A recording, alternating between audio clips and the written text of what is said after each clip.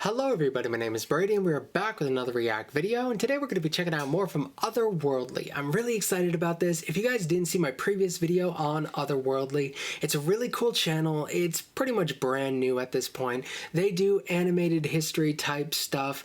I've seen them compared to Oversimplified, which I think is a fair comparison, but they are firmly their own thing, and I really did enjoy their style in the previous video I did from them. So also with my React stuff, I'm going to be doing a lot more videos where I check out multiple videos in one video, and this is probably going to be one of those cases if all goes well and my current system continues to function properly, because you know, let's not overpromise. This is a very new setup that I have, despite the fact that you may not notice the difference from your end. So today's video, the first one we're going to be doing, is Gandhi's tricks that outsmarted the British. I think that's a really interesting subject. I never covered Gandhi in school. I'm sure Gandhi might depend a lot on where you're from.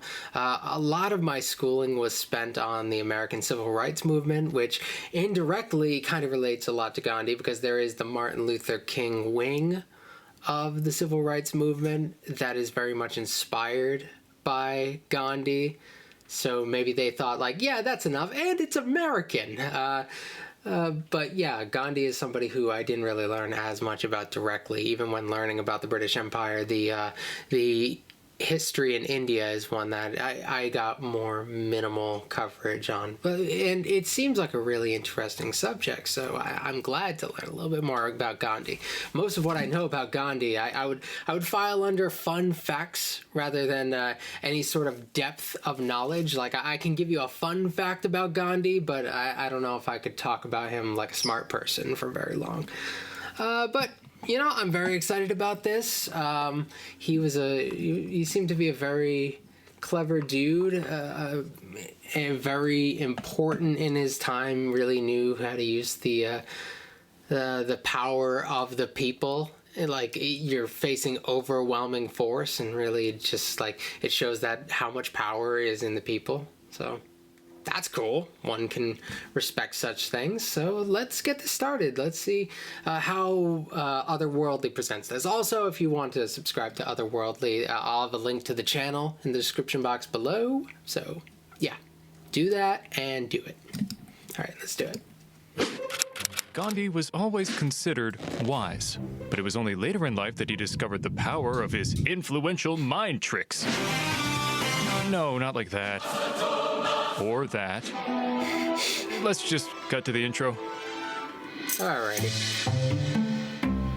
I love the style, and you can see why it's compared a lot to Oversimplified. It's more colorful than Oversimplified, but I get it. It's like the very rounded features and stuff. Like, I can see why the comparisons are made.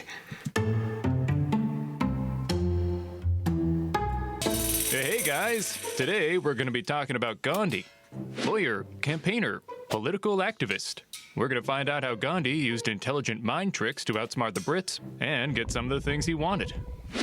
I feel like the fact that he's a lawyer is something that doesn't really come across, because a lot of the images you see of him, he's in what looks like a diaper.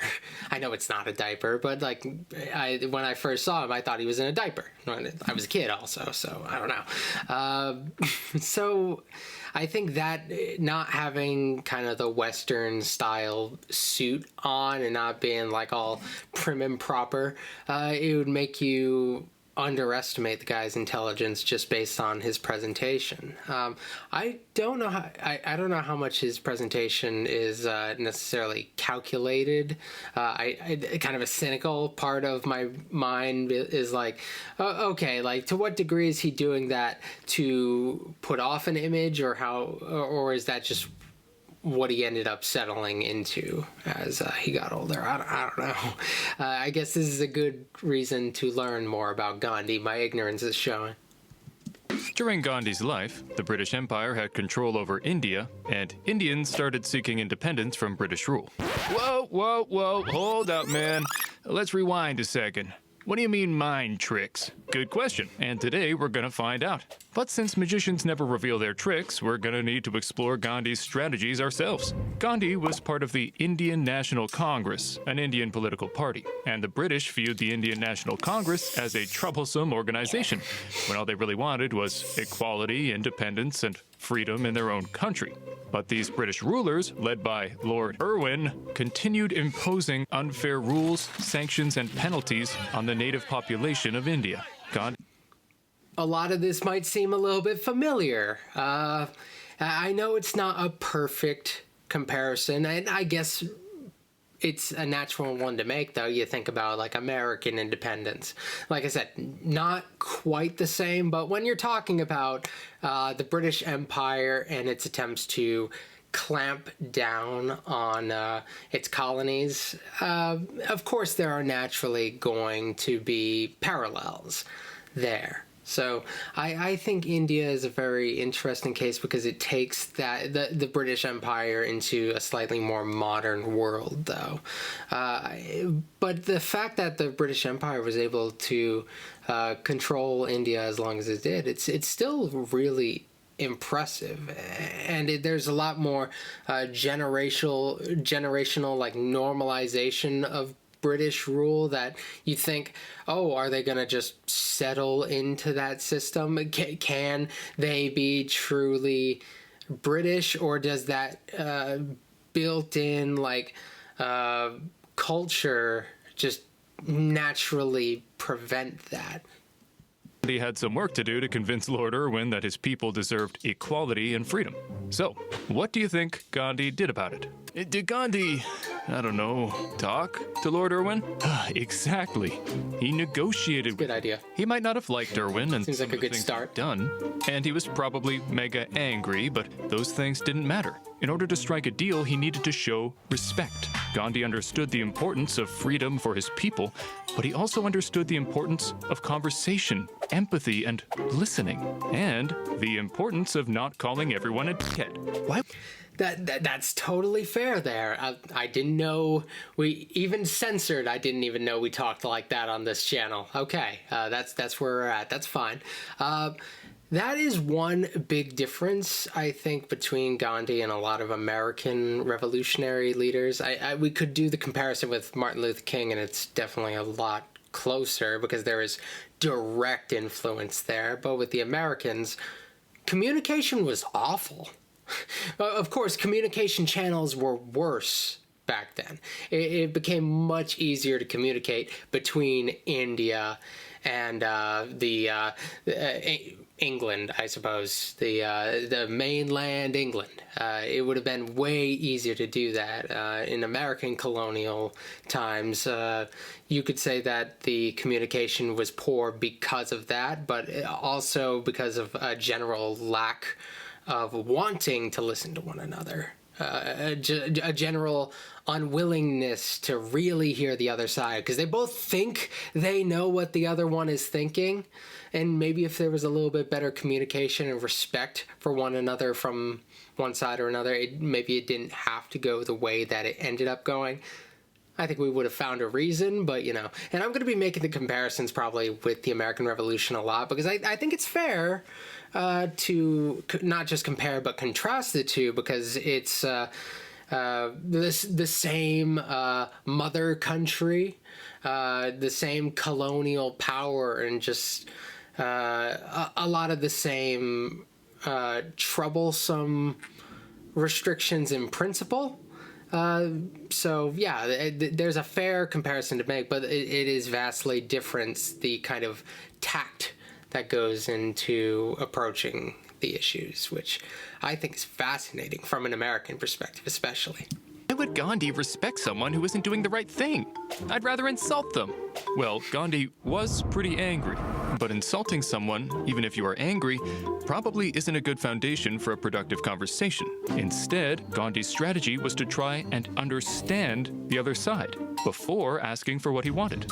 He knew that Lord Irwin felt that the colonialist actions were justified, so Gandhi went to Lord Irwin and negotiated. They had 4 separate meetings, which ran at around 24 hours in total. And this is how it all went.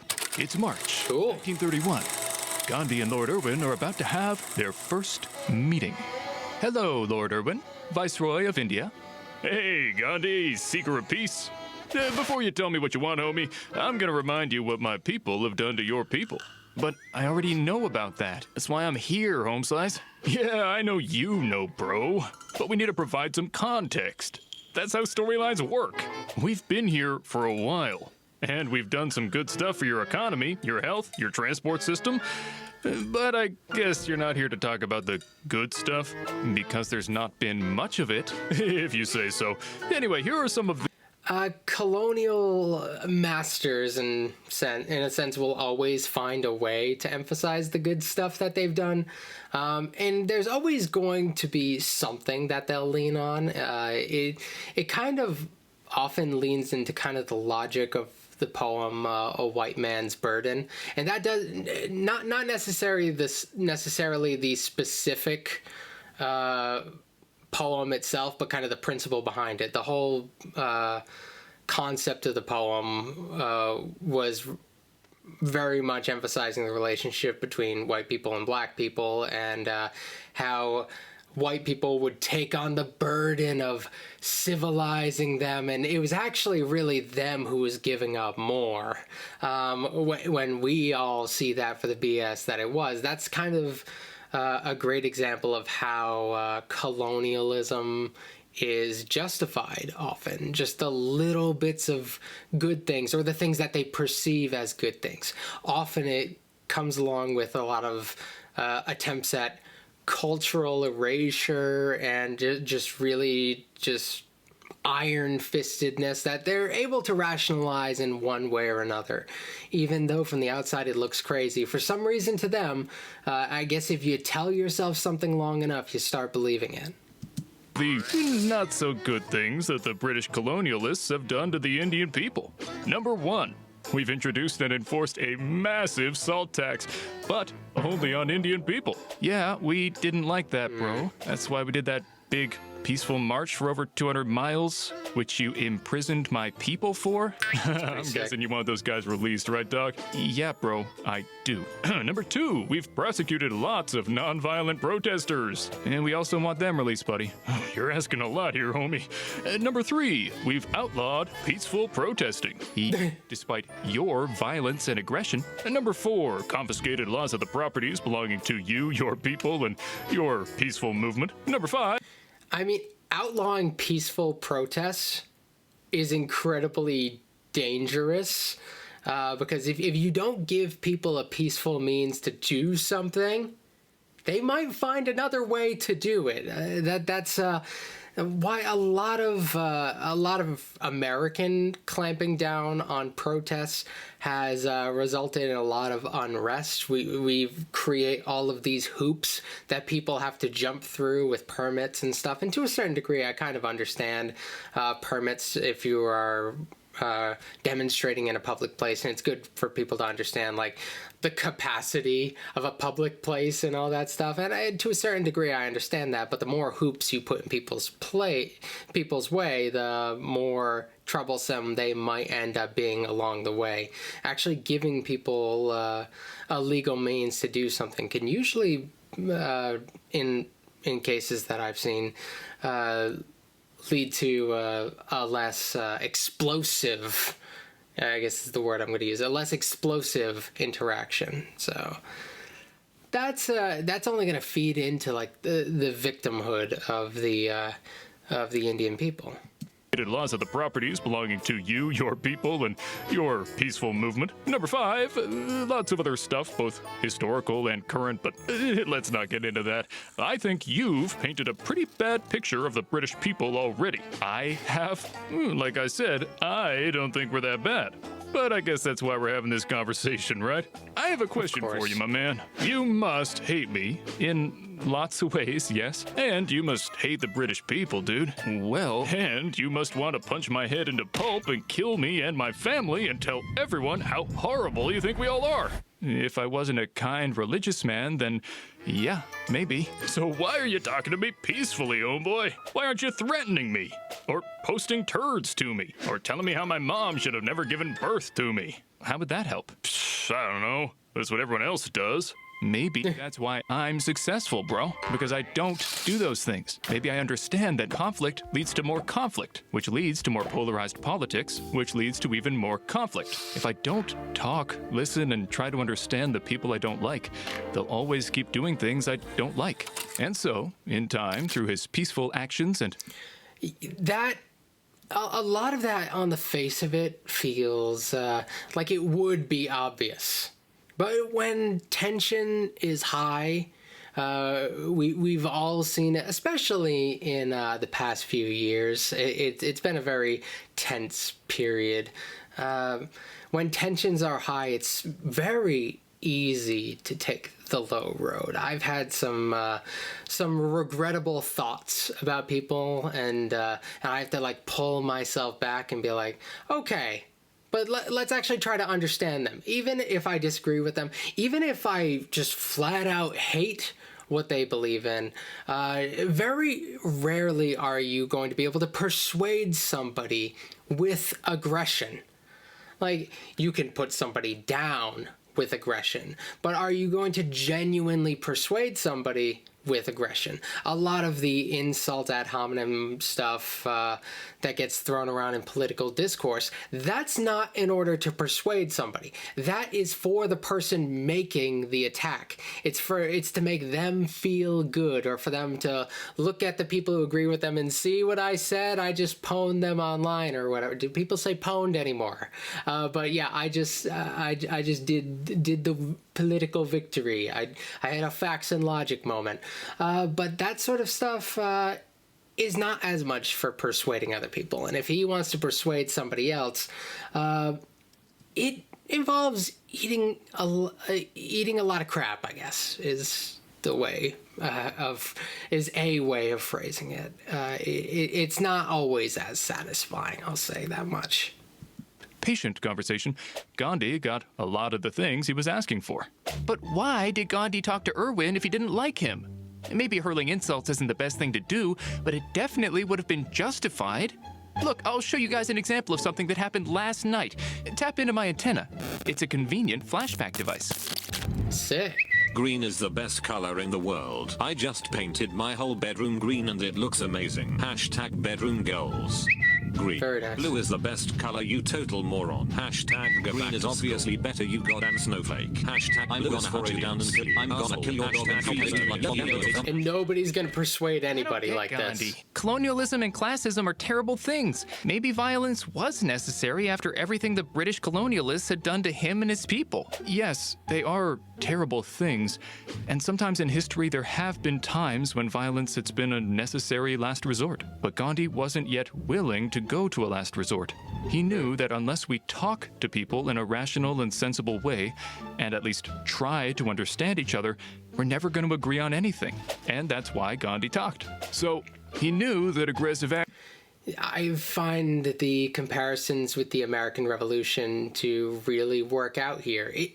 We have moments where the Americans attempt to speak to the British, but it feels like the British aren't really willing to listen. And we have times where the Americans are oddly blind to what the British are trying to communicate to them, oddly blind to the British perception of their relationship. Just the inability to empathize with one another is what caused a large amount of that conflict.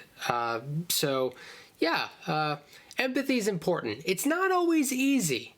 Nobody wants to try to empathize with colonial, well, definitely, there are definitely people who are going to try to empathize with colonial masters, but you know what I'm trying to say. There are some things that are really difficult to try to relate to, and maybe even after putting in all the consideration in the world, you just can't understand them.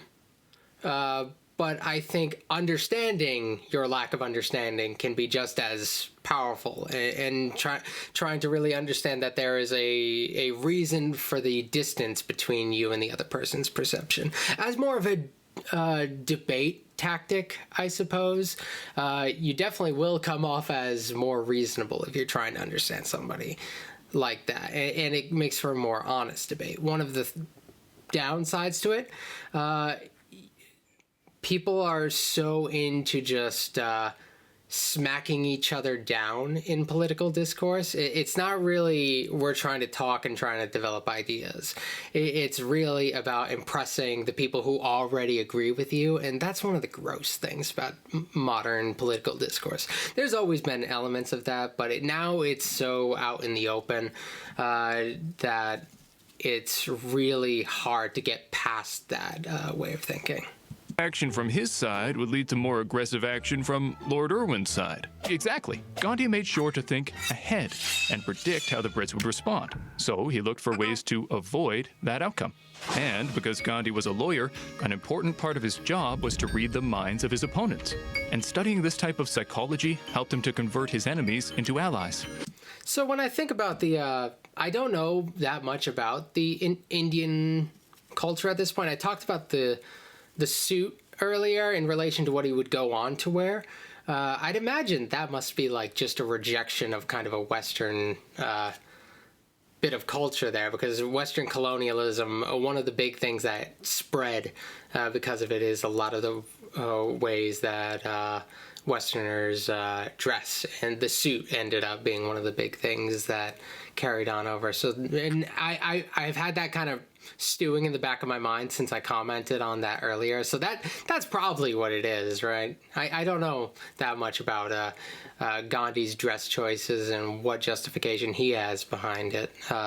But when I see this depiction of him like that, it makes me think, yeah, he looks very much like he could be an English dude with a significant tan. In this depiction, in real life Gandhi, I don't think I would mistake, but yeah, I can kind of see that now that I thought about it. I just needed a minute. His opponents. And studying this type of psychology helped him to convert his enemies into allies. Gandhi realized that people mirror what we do. If we argue, they argue. If we try to talk, they try to talk.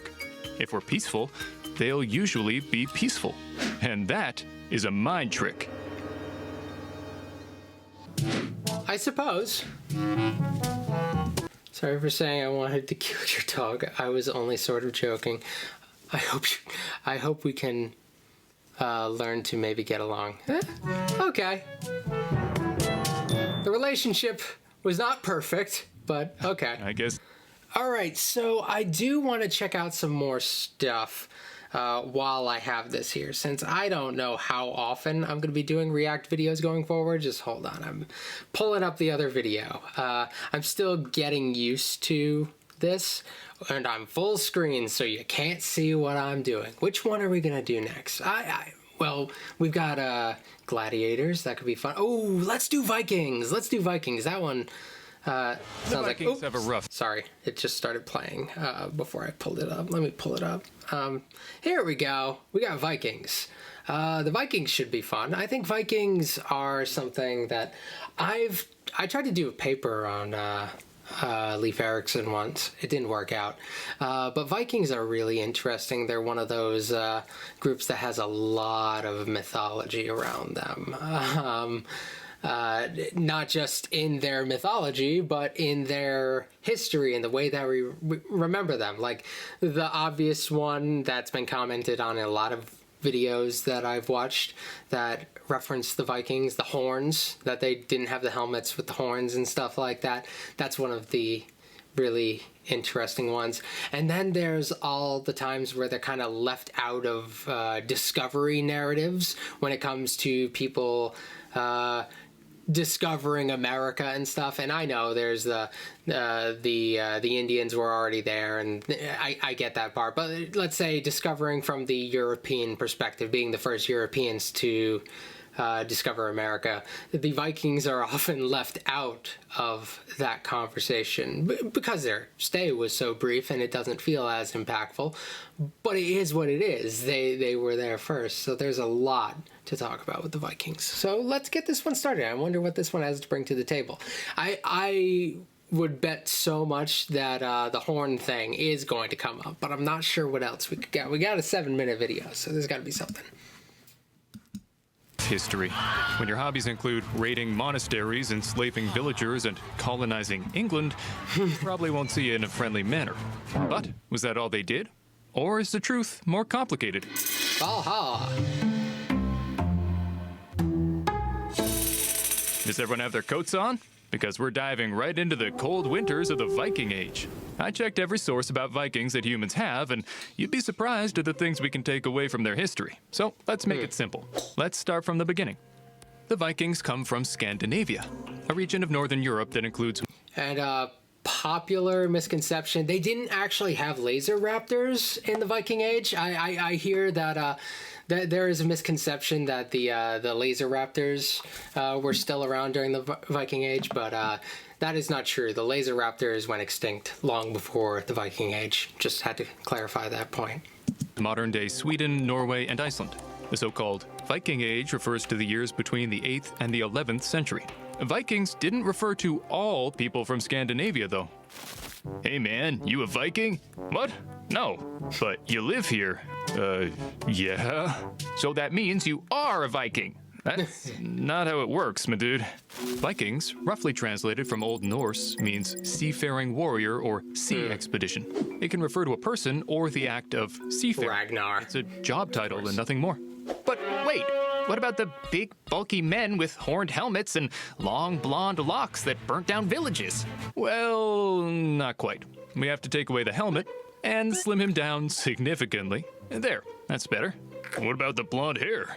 Those long, luscious locks were a reality, but not purely because of genetics, like many people. Okay, I was actually starting to question that. Oh yeah, did they have long hair? Would they have had hair? Like, would they have had long blonde hair? I don't doubt the blonde hair thing, given that we're talking about Scandinavia here. That seems very possible, but would it have been practical to have long hair like that if you're a warrior? Somebody could grab it or something. I mean, if you have a helmet, which they probably had, they had to have helmets in some capacity as like warriors. They could have like tucked it up in there, but it seems like it would be easier to cut it off, right? People think. Norse people as a whole were very hygienic, and that meant bleaching their hair to keep head lice away. So Viking really? style is just heavily exaggerated? Pretty much. Historical distortion is easy when we're over 1,000 years removed from the source. I mean, I can't even remember what I had for breakfast today, and I'm still having it. There are some periods like further back than the Viking Age that we definitely have a better grasp of than the Vikings themselves. There's definitely I found the historical record a little bit difficult to get into in that paper that I attempted to write about them. A lot of the sources there weren't that many from what I was writing about, and I ended up picking a different topic. But that was just me. I am personally not very well versed in Vikings, and maybe I just wasn't looking in the right places. But I found that a lot of the sources were kind of shallow. The Vikings also weren't all under one king or empire, and while much of the technology, myths, and culture was the same throughout Scandinavia, Vikings came from many different tribes and took to different areas to plunder and eventually settle. They did pillage and plunder, but more than that, they established trade routes, set up ports, and settled. Where did they go? The guys up there. What? But what about the numerous written records of the horrors they inflicted? Oh, Probably Iceland. But unfortunately, while the Vikings were literate, they didn't really write down most of the history of their epic raids. So we mostly only have one side of the story. Yeah, that is a very good explainer right there. A lot of the stuff that you can find would probably be from the perspective of the people whom they were attacking. So it's very... first of all, it would definitely not work in their favor very well, because when you're being invaded by somebody, you don't really paint them in a very good light, and you probably don't look at their differences in culture with a whole lot of sympathy. So that's a thing. So there's a lot of elements of the picture that would be gone, if not completely distorted. Heathen men came and miserably destroyed God's church in Lindisfarne with plunder and slaughter. Those horned fools were as strong as an ox. They definitely plundered, Everything but they touched. Clearly, yeah, they are the spawn of the devil. They're a bunch of big bullies, and I hate them. Oh, I see the problem. History is often written by the victors that portray themselves as the heroes. In the Vikings' case, however, history was mostly written by the losers, who obviously have some pretty big issues with the Vikings. Vikings weren't motivated by religion or violent delights, and they usually went after monasteries because monks had huge stashes of gold and silver and weren't trained in fighting. It was a matter of easy pickings for them. sounds pretty What we know about practical. the Vikings and their seafaring expeditions comes not from the often written sources, but archaeological evidence. We know the Vikings made it all the way to North America, only because archaeologists have discovered tools and remnants of Viking settlements throughout eastern Canada. There is a myth in my home state of Rhode Island. We're in like the Northeast United States. There is a myth that Vikings landed over here. It ended up not being, well, not the Vikings that it's referring to. They definitely did not land over here, but it is kind of a long-standing myth about them. So there is something in my home state even, but it would have been a little bit more north of us, even though we're like pretty darn north. Canada is definitely a better place to look for Viking settlements. I just find it funny that there are people who do think that they were just hanging around over here. I guess we really want to make ourselves a lot more interesting because not that many people are interested in Rhode Island. We're not the most exciting state. We have some cool things. We got a really nice zoo. This is pretty cool. We keep sailing to all these interesting places. Should we maybe write it down to remember it? Jeez, man, just live in the moment. Look. Kind of respect that. What the hell are Europeans? I don't know. This kind of seems like an important point in history, you know? How will people know what we've done? Fine. We'll leave some stuff behind for our people to find in the future. It definitely would have helped if they had documented things a bit better. History is confusing. Most people don't really stop to think, hey, this might be important for the future. I should carefully and unbiasedly document it. Yeah, the modern study of history is still actually relatively new. There are a lot of people who are considered like the father. We have like Herodotus, who's like considered the father of history, but like history as it's studied in its modern sense and how it is considered now is still, when you think of the human experience, a pretty new thing. A lot of records that were kept were not necessarily kept just for posterity like that. That is a bit newer of a concept. And it only took shape in like certain cultures early on. It was just emphasized differently. And every civilization is different. They just did not value that to the same degree. And I think that's fair. Given the Viking lifestyle, it seems like they have better stuff to do. So, if I document every moment of my life, I'll be in the history books? Right. So, we do know most things about them, like their boats, which were designed to be used both on the open seas and inland rivers. My sick new design is going to make Thor so impressed. Why are there oars and sails? It's not always windy. We'll need pure manpower to get us where we need to go. Nice. This will make us look super intimidating when we arrive at a village. They had a shallow hull that made it easy for the Vikings to travel all over Europe and establish trade on seaports and within landlocked countries. We know they did settle in places such as Ukraine, Ireland, and France. These were important places to trade, and the Vikings were avid traders, especially in the later parts of the Viking Age. But in many of those places, they had very little cultural influence once they had settled, and many times they ended up abandoning their Norse religion and adopting the local ones. So, we have 9 realms and a pantheon of gods. There's Odin, Thor, and Sol, and Vali, and Yggdrasil, and Mimir, and... I should have written this down. Wanna try this instead? And abandon our traditions? Why not? Our knowledge of Norse mythology... I mean, a lot of early history, when I think about it, there was a lot of kind of a lot of playing around with other religions, and some religions like incorporating other religions. Religion, you think of as this like very firm thing, but a lot of people throughout history were willing to seemingly not take it super seriously as its own thing. It maybe that's a bit of a dismissive way to say it, but a lot of people were willing to bend and twist religion in order to fit what happened to work for them at the time. So, and it's really funny to see from the modern perspective, given how people treat religion now, like just from our modern perspective. But yeah, you have people just going around adopting other people's religion willy-nilly.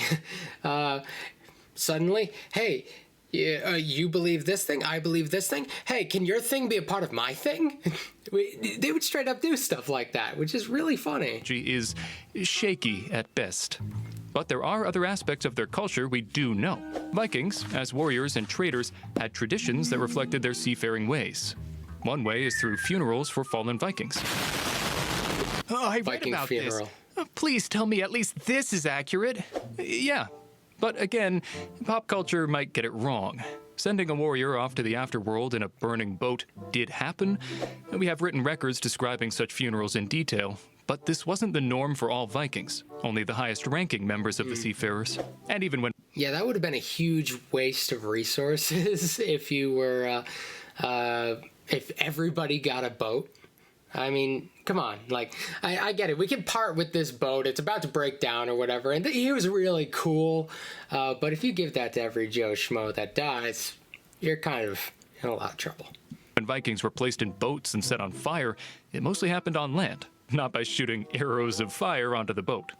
Man, most of what I learned about the Vikings was wrong. They aren't nearly as cool as I thought.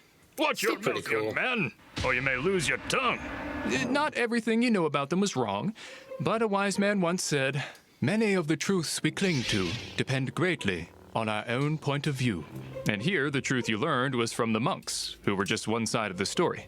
So everyone, the monks, archaeologists, and even the ones we usually trust, have a bias?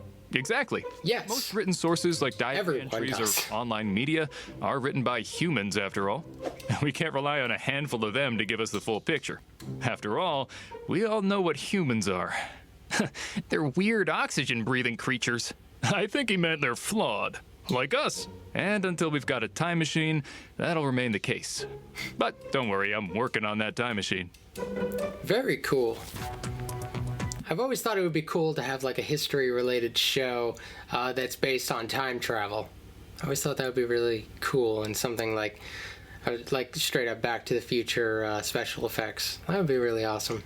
I don't know if anybody's done that before. This was really cool. I will be returning to do probably the last 2 of their videos that they have. They have, I think, 5 plus a channel trailer, which I don't really... Yeah, it's a channel trailer. So they've got 5 videos.